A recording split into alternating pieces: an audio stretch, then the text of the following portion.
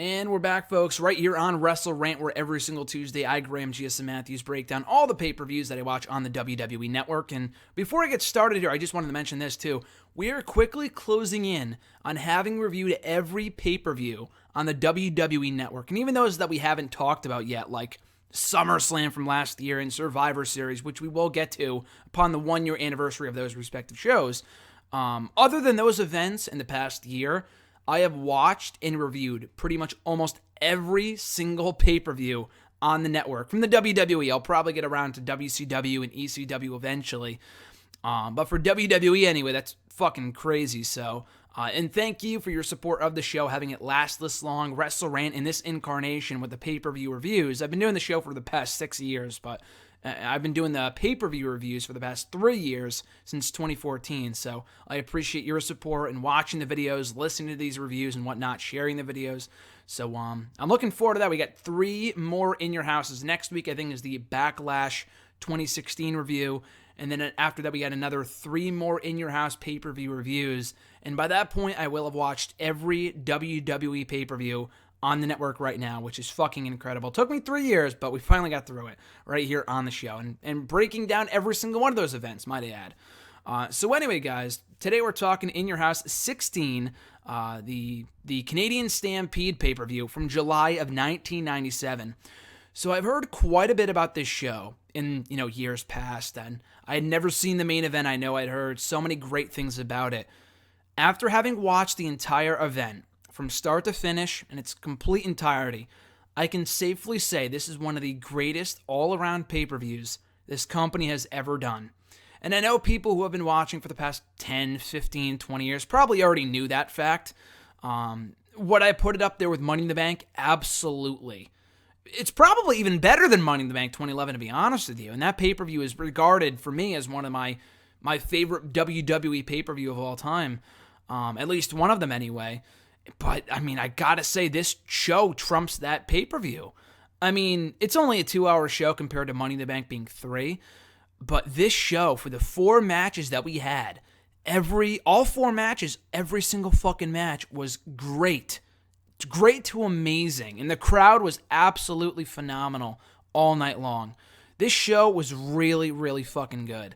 I know I've shit on the Attitude Era before for just not being my cup of tea, not being a huge fan of 98 or 99, but this 97 pay-per-view, by far the best pay-per-view all year, not even close.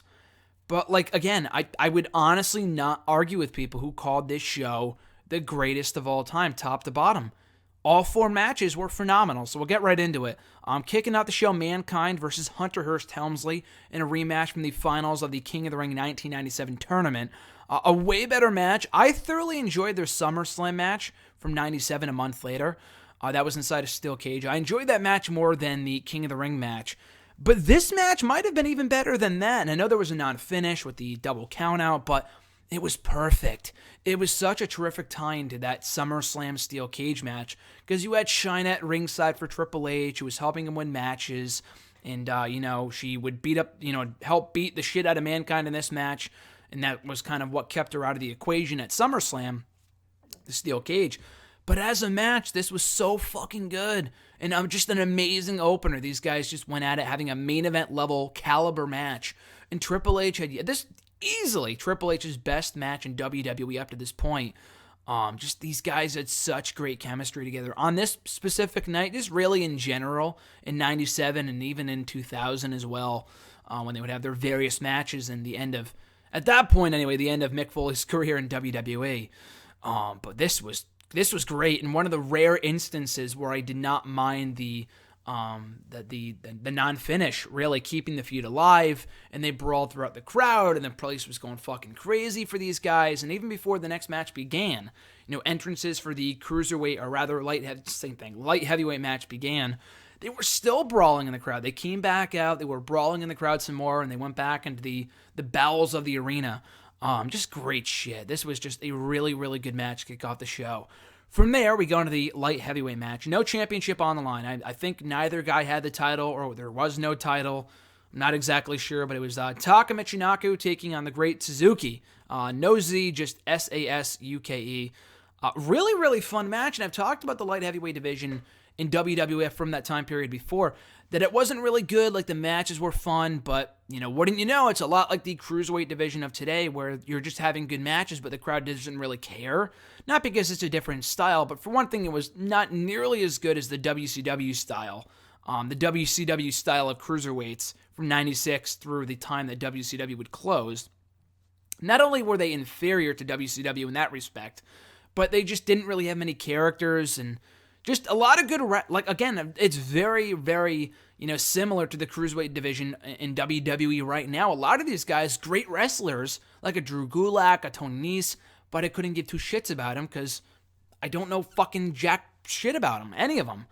Really, those guys specifically, but a lot of the guys in the division, I just don't care. The light heavyweight division died a death for that reason alone. Or there were many factors, but that had a lot to do with it. Just people didn't care. But the reason I bring that up is that the crowd was into this. This was a really, really fun match. The crowd was into it. They cared about both guys. Suzuki was gone from the company a short time after, so I guess they brought him in to be the real, like what Kota Ibushi would be for the cruiserweight division today if he came in.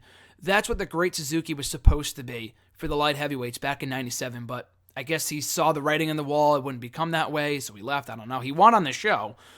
This was a really, really, really fun match, and that the crowd cared about too, so great match between those two. Like I said, Suzuki goes over. From there, the WWE Championship once again does not main event the show. I know it did at Cold Day in Hell, but it did not at the April In Your House show, which I forgot. The Revenge of the Taker show, him and Mankind did not main event.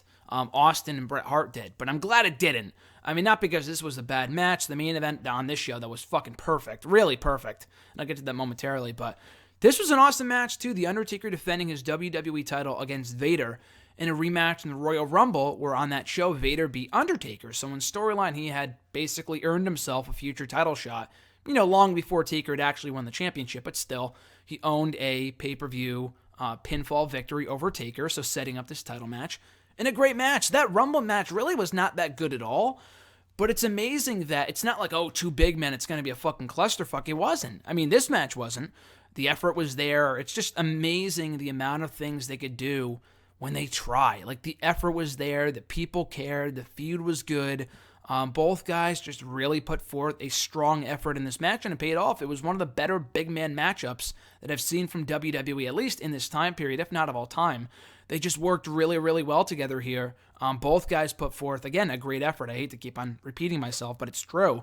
And ultimately, Undertaker went over, still the WWE champion, but Vader having a very strong showing in defeat. And unfortunately, he would go on to do fucking nothing in the company. Never hold the title. I don't think did he hold one championship in WWE? Maybe the tag titles, I don't know. But he really did not amount to much, and I thought he'd already been buried by this point, but apparently not, because he had a great showing against Taker on the show. So, again, 2 thumbs up. They were also telling a great story between Taker and Paul Bearer. After, Taker had, burned the face of Paul Bearer like a month earlier, so that was awesome too. So, yeah, just a really, really good match. Taker still the WWE champion by the end of it. And then the main event, the iconic main event. I never thought I would praise a 10-man tag team match, but this was amazing. This match was just fucking, really like a 40-minute sustained pop. Like, people talk about the greatest pops of all time, like when Stone Cold came out to save The Rock at Backlash 2000, or when Stone Cold helped Mick Foley win the WWE Championship at the onset of 99. Like, those are among the greatest pops ever, but this was like one fucking sustained reaction for like 40 minutes. The crowd came to their feet, and one of the most godlike reactions of all time when Bret Hart came out, really for every member of the Hart Foundation, they were fucking beloved, and they were supposed to be the heels. But I mean, I guess the WWE had known they were going to be cheered beyond belief coming into the show, because after they won, spoiler alert, they had the entire family, every single Hart imaginable, come in the ring and celebrate and kiss and hug and all that other, the soft bullshit. But no, the match itself was just phenomenal. Everyone played their roles perfectly. Steve Austin, the leader of his team, along with Ken Shamrock, Goldust, and Legion of Doom. And then the Hart Foundation obviously being, consisted of Bret Hart, Jim Neidhart, Owen Hart, the British Bulldog, and Brian Pillman. Again, for a 10-man tag team match, getting 25 minutes, nearly 25 minutes of in-ring time. This was just really, really good. ultimately ending with Owen Hart pinning Steve Austin via a roll-up, and then all chaos broke loose. Again, the crowd was into every single second of this. I thought this was just one of the best main events in WWE pay-per-view history, if not one of the best matches in WWE history. Again, I've heard quite a bit about it, but I have not really watched the entire match, if any part of it ever, prior to this point. But having watched it, I can safely say it's one of the greatest pay-per-view main events in history. My words cannot really do it justice. So, and then the post-match stuff before Bret Hart would leave in such awful fashion later that year. So having watched this almost made me sad, thinking of like, oh man, like this Hart family would never be the same after this point, after the show, and the amazing celebration they would get at the end of this event. But really closing off this show on the highest of high notes, that was just amazing. So again, In Your House 16 Canadian Stampede, cannot say enough good things about this show. Really a perfect show, like start to finish. I thought Money in the Bank 2011, still my favorite pay-per-view of all time, considering I was a fan at that time, was able to live through it and whatnot. But even that show had like fucking Kelly versus Brie Bella or whatever, like a sleeper match. Or when not like an underrated match, but like a match that I almost slept through. This show had none of that. I mean, granted, it was 2 hours, or like really an hour and 46 minutes. And Money in the Bank was almost 3 hours, so really half the time. So it's hard to say that, with more time, would the show have been as good? Who knows? But for what this was, really one of, if not the greatest pay-per-view this company has ever done. You need to watch this show. Like, I cannot say that enough. Watch this show.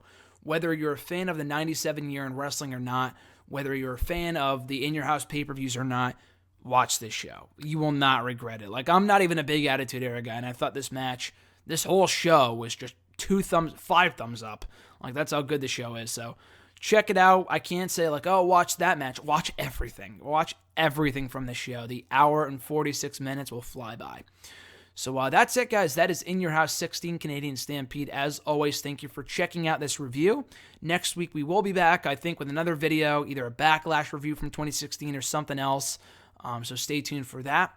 But in the meantime, and in between time, folks, as always, I appreciate your support. As I had said, follow me on the Twitter machine at WrestleRant. Find me on Facebook at facebook.com/graham.gsm.matthews. Check out the website at nexterrawrestling.net. And be sure to like this video, drop a comment, share the video, and subscribe as well for daily content right here on the channel. So that being said, have a great rest of your week, folks. I'm Graham GSM Matthews, and I'll catch you guys down the road.